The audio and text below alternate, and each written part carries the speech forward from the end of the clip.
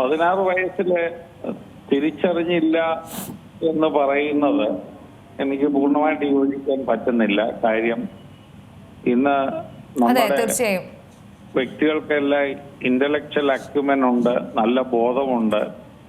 ചെറിയ പ്രായത്തിൽ ഇതിലൊക്കെ വളരെ ഇതിന്റെ പകുതി പ്രായമുള്ള കുട്ടികളുടെ ദേഹത്ത് ഒരാള് കൈവച്ചാല് ഉടനെ റിയാക്ട് ചെയ്യുന്ന വളരെ മിടിപിടിക്കുകളായ പെൺകുട്ടികളുള്ള ഒരു സമൂഹമാണ് നമ്മുടേത്. അവിടെ രണ്ട് കാര്യമാണ്. ഒന്ന്, മാതാപിതാക്കള് അവരെ സെൻസിറ്റൈസ് ചെയ്യുന്നു. അതുപോലെ തന്നെ സ്കൂളിലെ നല്ല ടീച്ചേഴ്സ് അവരെ സെൻസിറ്റൈസ് ചെയ്യുന്നു. അപ്പോൾ ഒരു ബാഡ് ടച്ചും ബാഡ് ലുക്കും അപ്രോച്ചുകളെല്ലാം അവർക്ക് മനസ്സിലാക്കി കൊടുക്കുന്നുണ്ട്. അപ്പൊ തീർച്ചയായിട്ടും ഇന്നത്തെ സമൂഹത്തിലെ കുട്ടികൾക്കൊന്നും ഇത് അറിഞ്ഞുകൂടാ എന്ന് നമുക്ക് പൊതുവെ പറയാൻ പറ്റില്ല. അല്ലെങ്കിൽ അതുപോലെ തീർച്ചയായും. മാത്രമല്ല ഇത് സഹോദരിയുടെ ഭർത്താവ്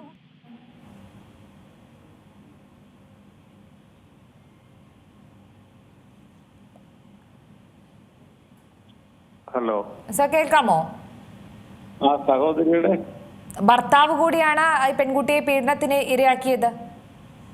അപ്പൊ ഞങ്ങള് കോഴിക്കോട് കുടുംബ സുരക്ഷാ പദ്ധതി എന്ന് പറഞ്ഞ 2005 2006 ലോഞ്ച് ചെയ്യുന്നത്. അന്നത്തെ വിമൻ പോലീസിന് വേണ്ടി ഒരു ട്രെയിനിങ് വെച്ചപ്പോൾ ഒരു ഫാമിലി കൗൺസിലർ വന്നപ്പം ഇതുപോലുള്ള ഒരു സിമിലർ കേസ്, അതായത് 20 വർഷം മുമ്പ് കാലിക്കറ്റില് ഇതുപോലെ വിത്തിൻ ദ ഫാമിലി ഇങ്ങനെ ടോർച്ചർ നടന്നായ കാര്യങ്ങൾ അവര് കൗൺസിലിംഗ് പോയ സമയത്ത് ആളുടെ പേര്, ഇരയുടെ പേര് പറയാൻ പാടില്ലാത്തതുകൊണ്ട് പറഞ്ഞില്ല. പക്ഷെ അങ്ങനെ ഒരു റിയാലിറ്റി അവര് പറഞ്ഞിരുന്നു. അപ്പൊ ഇത് പലയിടത്തും ഉണ്ട്. അപ്പൊ ഈ പറയുന്ന ഒരു കാര്യത്തിൽ ഇതൊരു പാർട്ടിസിപ്പേറ്ററി സെക്സ് ആയിട്ട് തന്നെ നമുക്ക് ഇതിനെ കാണേണ്ടി വരുന്നു. കാരണം ഈ പ്രായത്തിൽ ഇത് അറിയാൻ വയ്യാത്ത ഒന്നുമല്ല. പക്ഷെ ചിലയിടത്തൊക്കെ ഇവര് വശീകരിക്കുന്നു, ചിലയിടത്ത് ഫോഴ്സ്ഫുൾ ആയിരിക്കാം. എന്തായാലും നമ്മൾ ദിവസവും നോക്കുമ്പോൾ ഇത്തരത്തിലുള്ള ഇഷ്യൂസ് ആണ് വരുന്നത്, കാണുന്നത്. അത് പിന്നെ അവസാനം കുട്ടികൾക്ക് മാനസികമായി പിടിച്ചു നിൽക്കാൻ പറ്റാതെ തീർച്ചയായിട്ടും അവർക്ക് ആത്മഹത്യയിലൊക്കെ പോകേണ്ടി വരുന്ന കാര്യം സോഷ്യൽ സ്റ്റിഗ്മയുണ്ട്. അപ്പൊ നമുക്ക് തന്നെ അറിയാം, പീഡനത്തിന് ഇരയാകുന്ന സ്ത്രീകള് വളരെ കുറച്ചു പേരേ ഉള്ളൂ ധൈര്യമായിട്ട് ഇതിനെതിരെ സംസാരിക്കാനും സമൂഹത്തിൽ നിവർന്നു നിൽക്കാനും വരുന്നത്. അത് കുറെയൊക്കെ സാമ്പത്തിക സ്ഥിതിയുടെ ഒരു കാര്യമായിരിക്കും. കാര്യം കുറച്ചു കഴിയുമ്പോഴേ പിടിച്ചു നിൽക്കാൻ സാമ്പത്തിക ഒരു ശക്തി ഇല്ല എങ്കില്, സാമ്പത്തിക സ്രോതസ് ഇല്ലെങ്കില് അവര് സമൂഹത്തില് ഒറ്റപ്പെട്ടു പോവുകയും അവരുടെ ജീവിതം ദുരിതപൂർണ്ണമൊക്കെ ആവും.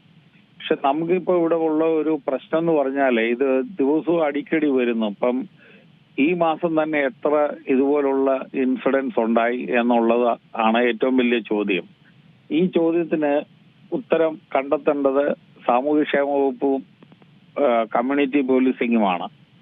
കമ്മ്യൂണിറ്റി പോലീസിംഗിന് വേണ്ടി കോടികൾ ചെലവാക്കി എന്തുകൊണ്ട് നമുക്ക് കുടുംബ സുരക്ഷ പദ്ധതി നടപ്പാക്കിക്കൊണ്ട് കുടുംബങ്ങളിൽ ഇത്രയുള്ള ഇഷ്യൂസ് ആദ്യം തന്നെ ഇനിഷ്യൽ സ്റ്റേജിൽ തന്നെ ഐഡന്റിഫൈ ചെയ്ത് അതിന് സൊല്യൂഷൻ കണ്ടെത്താനും സ്ത്രീകളുടെ സുരക്ഷ ഉറപ്പുവരുത്താനായിട്ട് സാമൂഹ്യക്ഷേമ വകുപ്പിന് വനിതാ കമ്മീഷൻ കഴിയുന്നില്ല എന്നുള്ളത് നമ്മൾ സർക്കാരിന്റെ പരാജയമായിട്ട് തന്നെ അത് കാണേണ്ടി വരും. കാര്യം ഇതിനകത്തെല്ലാം ബജറ്ററി പ്രൊവിഷൻസ് ഉണ്ട്. ഞാൻ ഈ സർക്കാരെന്നോ ഉള്ളതല്ല പറയുന്നത്, ഇത് വർഷങ്ങളായി നടക്കുന്ന ഒരു കാര്യമാണ്.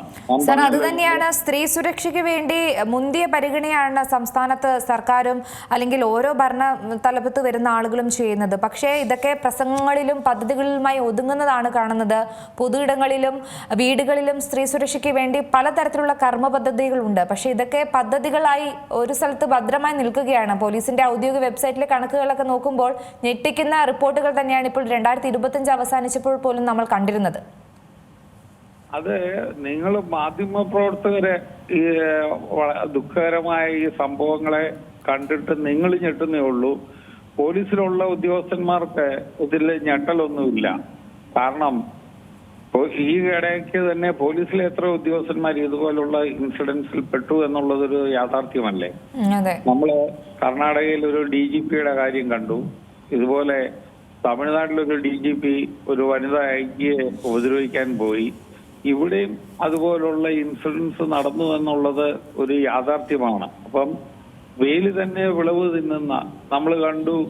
മോൻസൺ മാവുങ്കൽ എന്ന് പറഞ്ഞ പീഡോഫിലിക്കിന്റെ അവിടെ അന്നത്തെ DGP ലോക്നാഥ് ബെഹ്റയൊക്കെ പോവുകയാണ്. അപ്പൊ എവിടെ എന്തൊക്കെയോ സ്പെല്ലിംഗ് മിസ്റ്റേക്സ് ഉണ്ട്.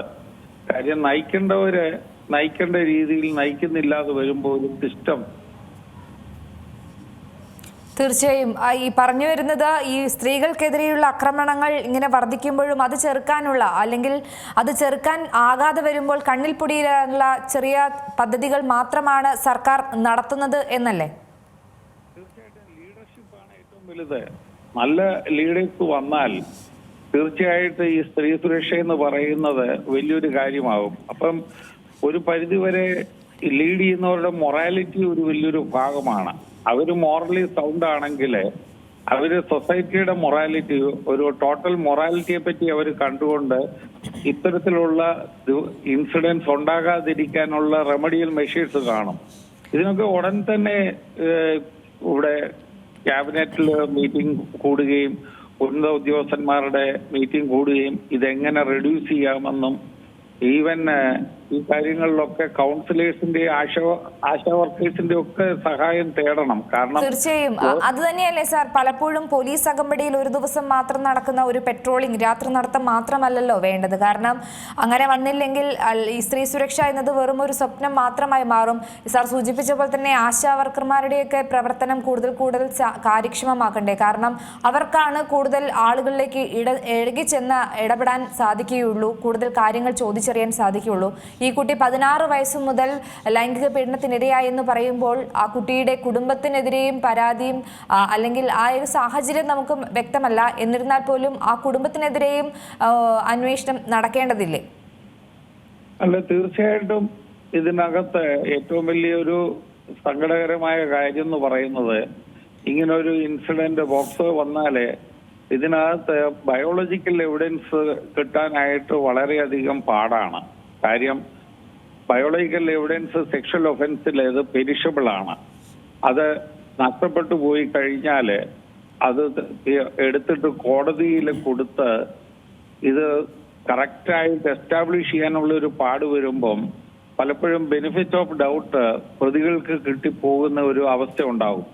അപ്പോൾ പ്രതികൾ ഇങ്ങനെയുള്ള കുറ്റകൃത്യങ്ങളിൽ നിന്ന് രക്ഷപ്പെട്ട് കഴിയുമ്പോൾ വീണ്ടും കുറ്റകൃത്യം ചെയ്യാനുള്ള ഒരു ട്രെൻഡ് സമൂഹത്തിലുള്ള കുറ്റകൃത്യം ചെയ്യാനുള്ളവർക്ക് തോന്നും. അപ്പൊ അതിനൊരു ഡിറ്ററന്റ് എഫക്റ്റ് ഇല്ല. ആ ഡിറ്ററന്റ് എഫക്റ്റ് വേണമെങ്കിൽ ടൈംലി റിപ്പോർട്ടിംഗ് ഓഫ് കേസ് വേണം. അത് കറക്റ്റായിട്ട് പോലീസ് അന്വേഷിക്കണം, ഡിലേ പാടില്ല. പോലീസിന് FIR ഒക്കെ എടുക്കുമ്പോൾ ചില കേസുകളിൽ അവർ ചാടിക്കേറി FIR എടുക്കും. ചിലപ്പോൾ പരാതിക്കാര് എത്രയോ നാൾ കഴിഞ്ഞതിന് ശേഷമായിരിക്കും. ഞാൻ AG വിമൻസിലായിട്ടും അതുപോലെ വനിതാ കമ്മീഷൻ ഡയറക്ടറായിട്ട് വരുന്നതാണ്. വളരെയധികം ഡിലേ ചില കേസുകളിലുണ്ട്.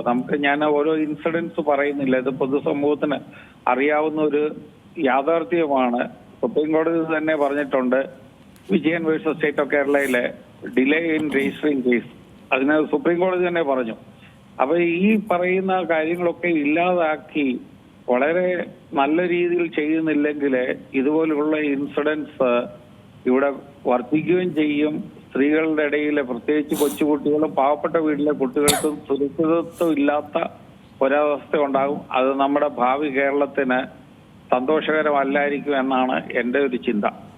ഏറ്റവും പുതിയ വാർത്തകളും വിശേഷങ്ങളും വിരൽത്തുമ്പിൽ അറിയാൻ സീ മലയാളം ന്യൂസ് എല്ലാ ഡിജിറ്റൽ പ്ലാറ്റ്ഫോമുകളിലും ലഭ്യം.